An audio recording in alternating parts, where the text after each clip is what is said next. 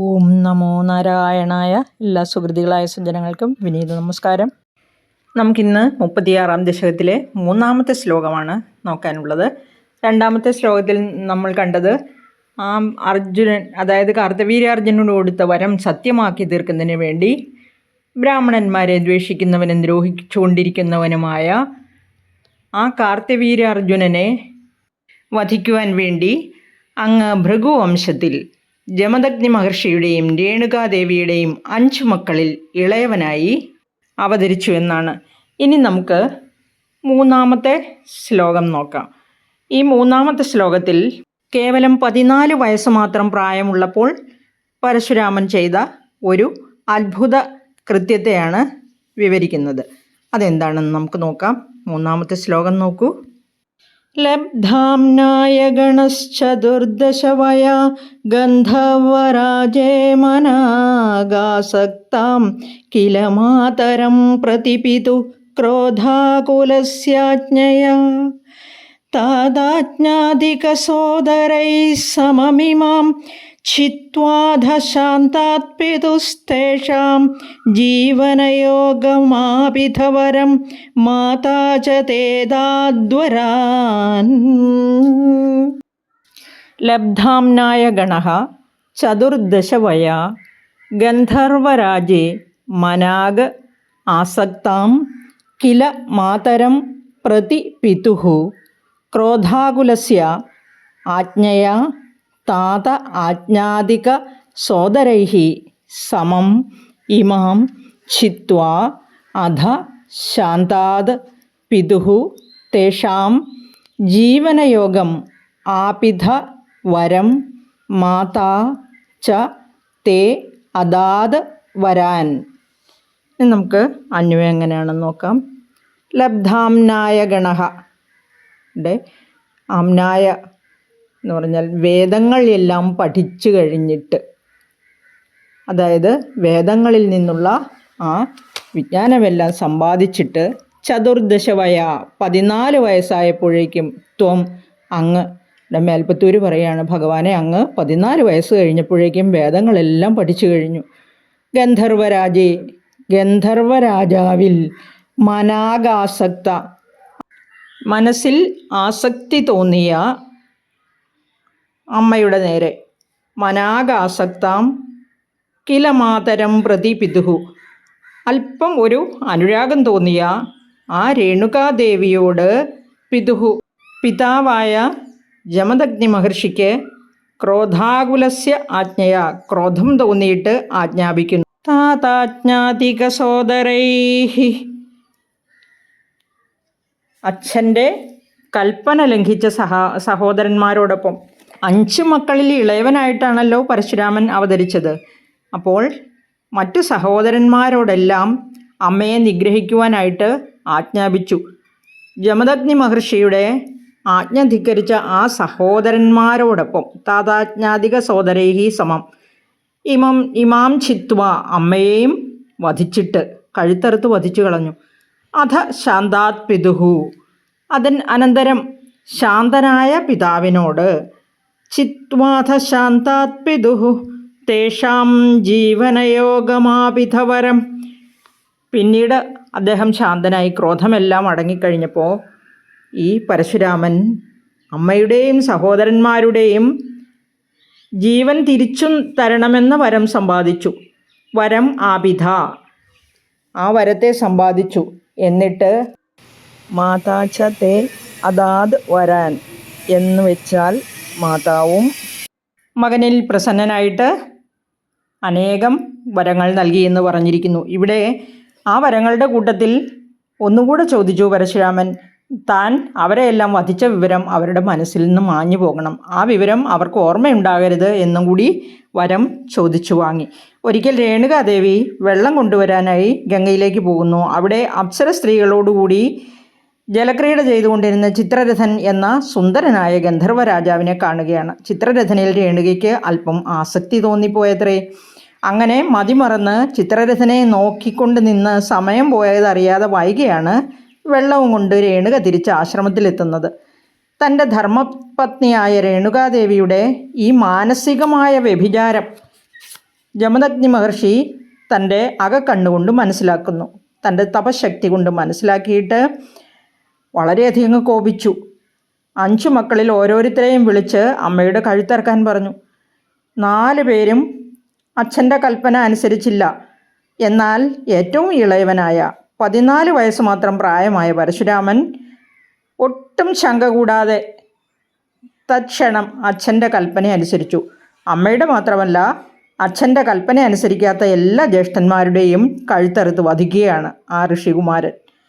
ജമദഗ്നി മഹർഷിയുടെ കോപം ശമിച്ചു കഴിഞ്ഞപ്പോൾ തൻ്റെ മകൻ്റെ ധൈര്യത്തിലും അനുസരണശീലത്തിലും സന്തുഷ്ടനായി പിതാവായ ജമദഗ്നി മഹർഷി പരശുരാമന് വേണ്ട വരം ചോദിച്ചുകൊള്ളുവാൻ പറഞ്ഞു. ഉടനെ തന്നെ പരശുരാമൻ ആവശ്യപ്പെട്ടത് തൻ്റെ അമ്മയുടെയും സഹോദരങ്ങളുടെയും ജീവൻ തിരിച്ച് ലഭിക്കുവാനുള്ള വരമാണ്.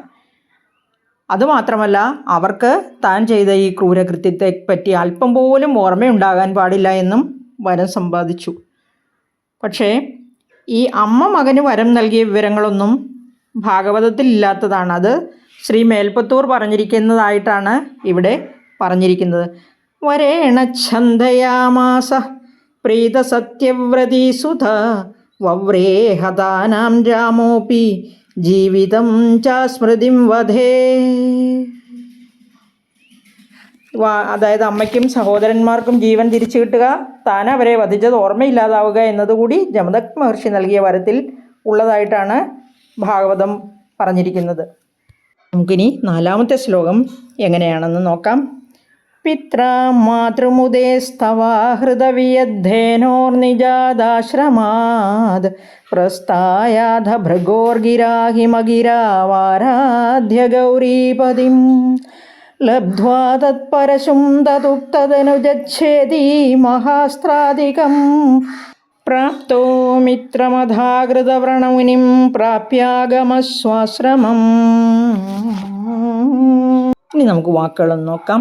പിത്ര മാതൃമുദേഹേ തവ ആഹൃതവിയദ്ധേനോഹോ നിജാത് ആശ്രമാത് പ്രസ്ഥായ അധ ഭൃഗോഹോ ഗിരാ ഹിമഗിരൗ ആരാധ്യ ഗൗരീപതിം ലബ്ധ്വാ തത് പരശും തത് ഉക്ത ധനുജച്ഛേദി മഹാ അസ്ത്രാദികം പ്രാപ്തഃ മിത്രം അധ അകൃതവ്രണമുനിം പ്രാപ്യ ആഗമഃ സ്വ ആശ്രമം. പിത്ര മാതൃമുദേ, പിത്ര പിതാവിനാൽ, മാതൃമുദേ എന്ന് പറഞ്ഞാൽ മാതാവിൻ്റെ സന്തോഷത്തിന് വേണ്ടി, സ്തവം സ്തോത്രമാണ്. സ്തവ ആഹൃതവിയദ്ധേനോഹോ, സ്തോത്രം കൊണ്ട് ആ സ്തോത്രം ജപിച്ച് സന്തോഷിക്കപ്പെട്ട് ആ സ്തോത്ര ജപത്തിനാൽ ആനയിക്കപ്പെട്ട കാമധേനുവിനോടുകൂടി. സ്തവാഹൃത വിയദ്ധേനോഹോ, വിയത് ധേനോഹോ, ധേനു കാമധേനുവിനെയാണ് ഇവിടെ ഉദ്ദേശിച്ചിരിക്കുന്നത്.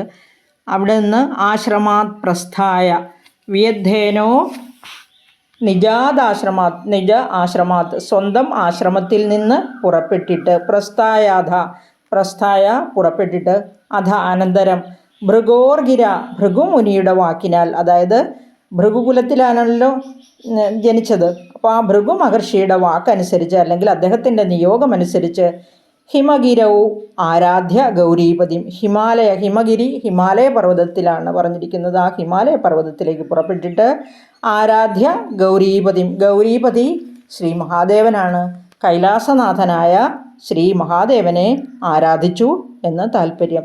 ലബ്ധ്വാ തത് പരശും, അങ്ങനെ ലബ്ധ്വാ ലഭിച്ചിട്ട് സമ്പാദിച്ചിട്ട്, പരശും തത് പരശും ആ പരശു, അതായത് കയ്യിലുള്ള മഴു കൈലാസനാഥനായ ശ്രീ മഹാദേവൻ സമ്മാനിക്കുന്നതാണ്. ആ മഴു സമ്പാദിച്ചിട്ട് തത് ഉക്ത ധനുജച്ഛേദി, അത് കഴിഞ്ഞിട്ട് ആ മഴു കൊടുത്തിട്ട് അദ്ദേഹം പറയുന്നത് ഉക്ത എന്ന് പറഞ്ഞാൽ അദ്ദേഹത്താൽ പറയപ്പെട്ട്, ധനുജച്ഛേദി ഒരു ധനുജൻ, ധനുവിൻ്റെ മക്കളാണ്, അസുരന്മാരാണ്.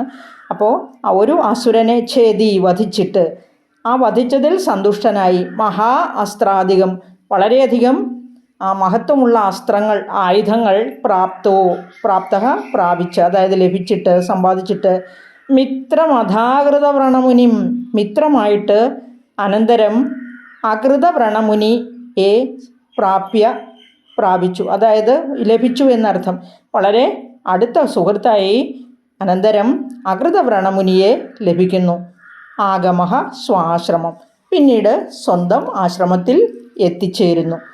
ഈ പരശുരാമൻ ഈ മേൽപ്പത്തൂർ പറയുകയാണ് വീണ്ടും ഭഗവാനോട്, ഭഗവാനെ, അങ്ങ് അനന്തരം പരശുരാമനായി അവതരിച്ച അങ്ങ് തൻ്റെ ആ കൂടസ്ഥനായ, അതായത് തൻ്റെ കുലത്തിൽ തന്നെയുള്ള ഭൃഗു മഹർഷിയുടെ നിയോഗത്താൽ അച്ഛനാൽ അമ്മയുടെ സന്തോഷത്തിന് വേണ്ടി സ്തോത്രം കൊണ്ട് ആനയിക്കപ്പെട്ട കാമധേനുവിനോടുകൂടി തൻ്റെ ആശ്രമത്തിൽ നിന്ന് പുറപ്പെടുന്നു. അവിടെ നിന്ന് പുറപ്പെട്ട് ഹിമാലയ പർവ്വതത്തിൽ ചെന്ന് അവിടെ വെച്ച് ശ്രീ പരമേശ്വരനെ ആരാധിക്കുന്നു. അദ്ദേഹത്തിൻ്റെ ആരാധനയിൽ പ്രസന്നനായ ശ്രീ കൈലാസനാഥൻ അദ്ദേഹത്തിൻ്റെ വെൺമഴു പരശുരാമന് കൊടുക്കുന്നു. കൈലാസനാഥൻ പറഞ്ഞതനുസരിച്ച് അസുരനെ നിഗ്രഹിച്ച് ദിവ്യാസ്ത്രങ്ങളെയും നേടിയതിനു ശേഷം അകൃതവ്രണൻ എന്ന മഹർഷിയെ മിത്രമായി സമ്പാദിച്ച് തൻ്റെ ആശ്രമത്തിലേക്ക് മടങ്ങി വന്നു. ഇത്രയുമാണ് 4-ാമത്തെ ശ്ലോകത്തിൽ പറഞ്ഞിരിക്കുന്നത്. നമുക്ക് അടുത്ത ശ്ലോകം അടുത്ത വീഡിയോയിൽ നോക്കാം. എല്ലാവർക്കും ശുഭദിനം നേരുന്നു. എല്ലാവർക്കും നന്മയും സന്തോഷവും സമാധാനവും ഐശ്വര്യവും നിറഞ്ഞ ജീവിതം ലഭിക്കട്ടെ എന്ന് ഗുരുവായൂരപ്പനോട് പ്രാർത്ഥിക്കുന്നു. നിങ്ങൾ ആദ്യമായാണ് ഈ ചാനൽ കാണുന്നതെങ്കിൽ സബ്സ്ക്രൈബ് ചെയ്യാൻ മടിക്കരുത്. നിങ്ങളുടെ വേണ്ടപ്പെട്ടവർക്ക് വേണ്ടി ഷെയർ ചെയ്യണം. അതുപോലെ തന്നെ നിങ്ങൾക്ക് എന്ത് തോന്നുന്നുവോ അത് കമൻ്റായി രേഖപ്പെടുത്താനും മടിക്കരുത്.